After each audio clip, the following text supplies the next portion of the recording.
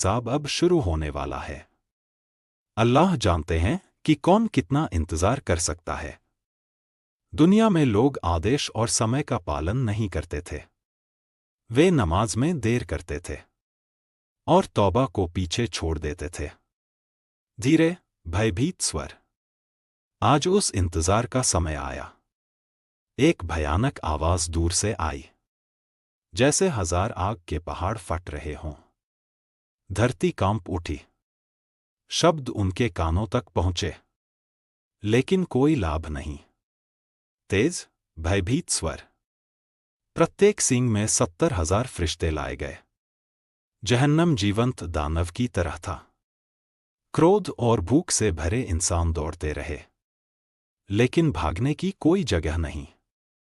एक विशाल अग्नि का गोला, पहाड़ जैसी आग फैल रही थी।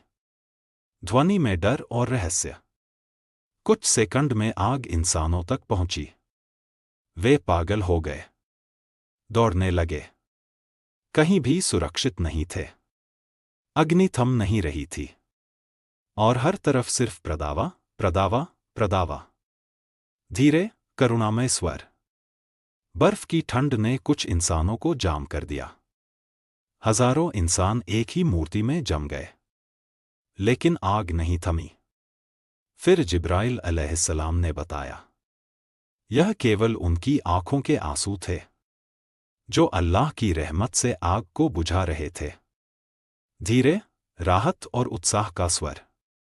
जो लोग अल्लाह के लिए रो रहे थे, नमाज पढ़ रहे थे, तौबा कर रहे थे, अल्लाह ने उन्हें बचाया। अल्हम्दुलिल्लाह, अल्हम्दुलिल्लाह। भय और गंभीर स्वर। लेकिन जो काफिर थे, उनके आंसू नहीं थे। कोई रक्षा नहीं थी।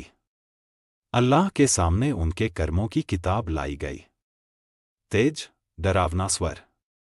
जो बुरे कर्म किए थे, वे पागल हो गए, चिल्लाने लगे, रोने लगे। आग, धुआं, चीखे। हर तरफ आतंक। धीरे, गंभीर स्वर। अल्लाह ने कहा, सत्य को मत छुपाओ। जो कुछ भी किया है, उसका हिसाब देना होगा। हर इंसान अपने कर्मों के सामने खड़ा था। कुछ निर्दोष थे, कुछ भूल से पाप कर चुके थे। अल्लाह की अदालत में कोई झूठ नहीं बच सकता। धीरे, भावनात्मक स्वर। जो अच्छे कर्म किए थे, वे आनंद से उठे।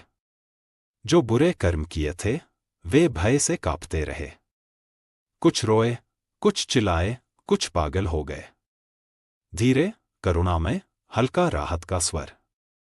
यह याद रखो, जो इंसान दिल से तौबा करता है, नमाज पढ़ता है, अल्लाह उसे बचा लेते हैं और कहते हैं, अल्हम्दुलिल्लाह, अल्हम्दुलिल्लाह। धीरे, समाप्ति स्वर। हमें हमेशा अल्लाह से डरना चाहिए। कुरान पढ़ना चाहिए। नमाज पढ़नी चाहिए।